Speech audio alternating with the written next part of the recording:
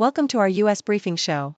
Today, we're kicking things off with some exciting sports news. Australia's mixed curling duo, Tahli Gill and Dean Hewitt, just scored a historic bronze at the World Championships in Canada.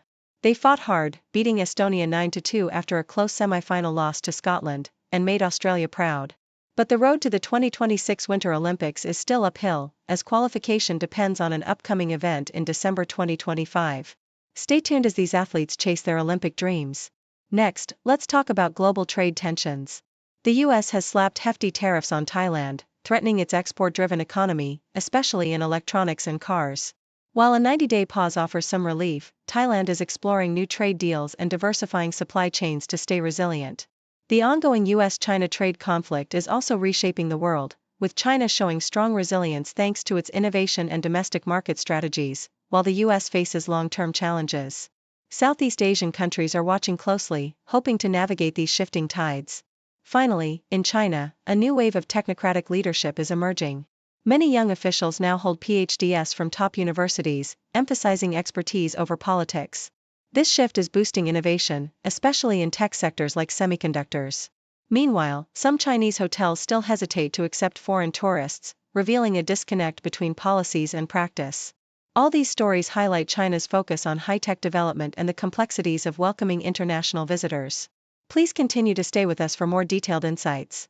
The Australian Broadcasting Corporation vividly captures Tahli Gill and Dean Hewitt's historic achievement at the World Curling Championships in Fredericton, Canada, where they secured Australia's first-ever curling medal, a bronze, after a series of remarkable performances. Their journey, marked by close calls and perseverance, culminated in a triumphant 9-2 victory over Estonia, despite narrowly missing direct Olympic qualification after a tough semi-final against Scotland. Hewitt expressed pride in their year-long effort, highlighting nearly 11 podium finishes, and acknowledged the bittersweet nature of their success, celebrating the bronze medal while lamenting the missed opportunity for a second consecutive Olympics. Their story is one of resilience, building on previous bests like their fourth-place finish in 2019 and their groundbreaking 10th-place finish at Beijing 2022, despite setbacks such as COVID-19 testing issues.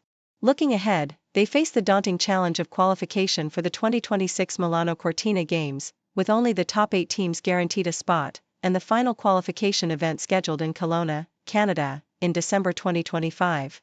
Gill's heartfelt reflection underscores their relentless drive. The momentum isn't going to stop and we're going to keep pushing, fueling their pursuit of future Olympic glory. The South China Morning Post provides a compelling analysis of Thailand's precarious position amidst the US-China trade tensions, particularly in light of President Trump's recent tariffs.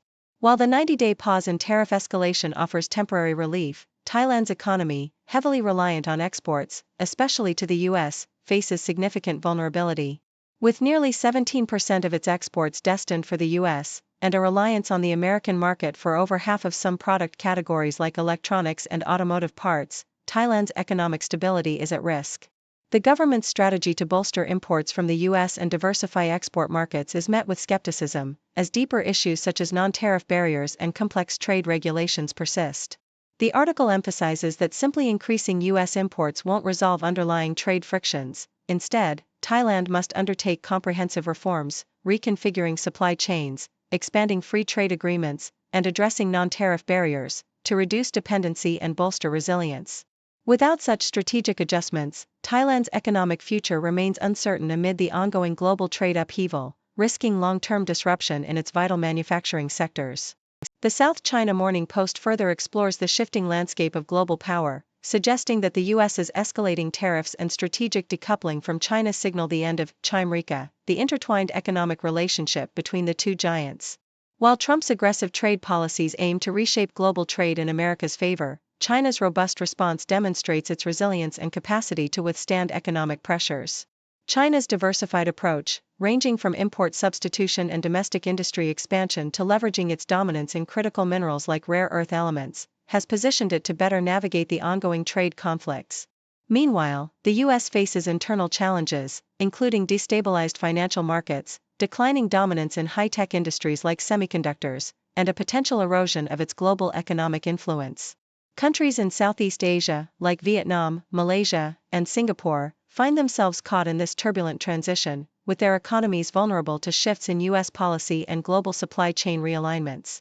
As the U.S. seeks to renegotiate trade relations and reduce reliance on China, the broader picture reveals a complex, unpredictable future where economic resilience and strategic diversification will determine the long-term stability of the region and beyond.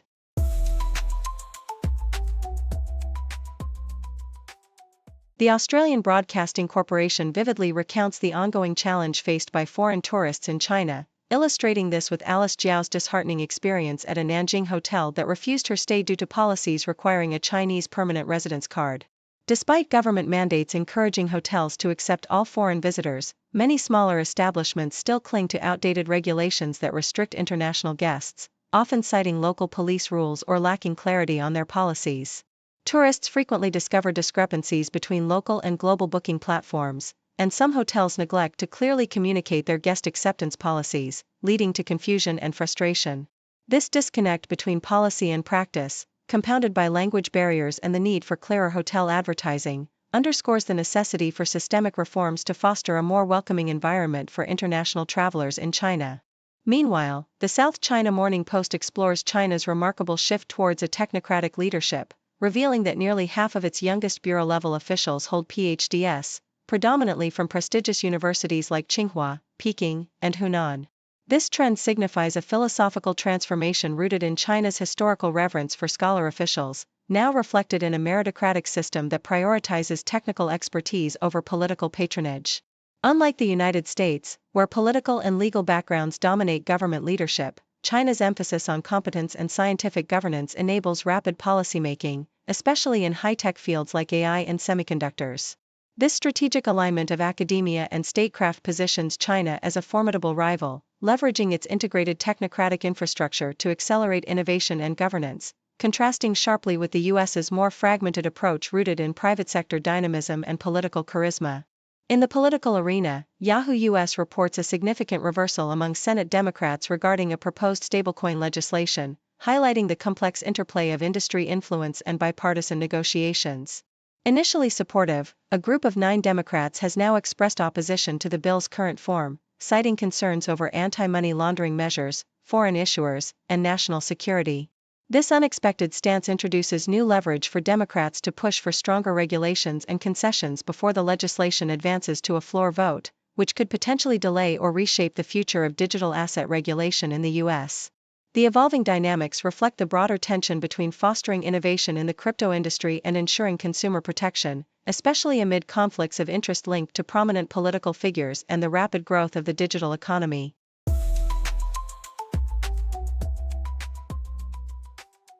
The South China Morning Post reports on Guangdong Crown Power Electric Power Technology Development, a pioneering Chinese robotics firm specializing in high-voltage power line maintenance. Unlike many peers in the industry focusing on humanoid robots, Crown Power targets the utility sector, deploying robots for inspection and repair tasks that are hazardous for humans. Their innovative machines, such as a 27 kg de-icing robot capable of covering 1,000 meters and a 54 kg X-ray detection robot moving swiftly along cables, exemplify their commitment to safety and efficiency. These robots are remotely operated, often from over 200 meters away, and can perform complex tasks like coating live power lines without shutting down the power, significantly reducing risk. The company's efforts have garnered international interest, with inquiries from countries including the US, Canada, Brazil, India, and Russia, highlighting the global demand for safer, smarter infrastructure maintenance solutions. With a focus on AI-driven improvements, Crown Power is poised to expand its influence as China prepares to invest heavily in upgrading its power grid infrastructure under the 14th Five-Year Plan, emphasizing the importance of automation in critical industries. Yahoo US details a severe thunderstorm watch issued for 5 Massachusetts counties, including Franklin, Hampton, Hampshire, Middlesex, and Worcester, valid from 1 p.m. to 8 p.m. on Saturday. The National Weather Service warns residents to stay vigilant as thunderstorms threaten to bring heavy rain, lightning, and hazardous conditions. Essential safety tips are provided, emphasizing the importance of having a lightning safety plan, seeking shelter indoors, and avoiding electrical devices and windows during storms. For those caught outside without shelter, advice includes avoiding open fields, tall trees, and water bodies, and staying in low-lying areas if camping is unavoidable. The article also highlights precautions for driving in heavy rain, such as maintaining safe distances, reducing speed, turning on headlights, and pulling over safely if visibility worsens. These comprehensive safety guidelines aim to minimize risks associated with severe weather, urging residents to stay informed and exercise caution to protect themselves and others during such dangerous conditions. Thank you for tuning in. The content above showcases the latest briefing reports and analytical synopses, thoughtfully curated by the 6Do team. These insights stem from a wide array of reputable media outlets, think tanks, government sources, and specialized experts worldwide. We encourage you to explore these sources for a comprehensive perspective. Keep in mind that while the content may not always align with the official standpoint of 6Do Brief, it's not meant to be taken as absolute directives for decision-making. Comprising seasoned media professionals, learned scholars, and accomplished scientists, the 6Do team embodies a trailblazing, fully independent media entity. To customize 6Do Brief to meet your professional needs, you have the option to subscribe to a diverse array of briefings on our website, 6dobrief.com. Regardless of your location, you can conveniently receive 6Do Brief via email.